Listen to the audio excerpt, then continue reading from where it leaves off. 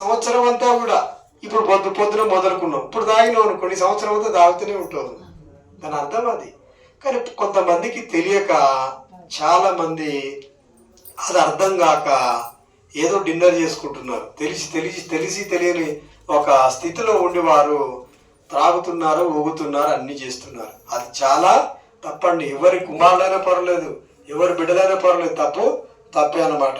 కనుకనే ప్రియ దేవుని బిడ్డలారా, ఇక్కడ హబక్కుకు చేసిన ప్రార్థన అనేది చాలా అద్భుతం అండి. ఎందుకంటే ఆయన ప్రార్థన చేస్తున్నప్పుడు ఆయన దేవుని గూర్చిన వార్త వినగానే ఆయన ఏమంటున్నాడంటే భయపడుతున్నాడు. ఈ దినాన మనమందరం కూడా వాక్యాన్ని బట్టి భయపడాలి. అర్థమవుతుందా? వాక్యాన్ని బట్టి భయపడాలి. మనం వాక్యమే ఏంటిది? అది క్రీస్తు. వాక్యం ఎవరు? క్రీస్తు. ఆది యందు వాక్యము ఉండెను, వాక్యము దేవుని యొద్ద ఉండెను, వాక్యము దేవుడే ఉండెను. అర్థమవుతుందా?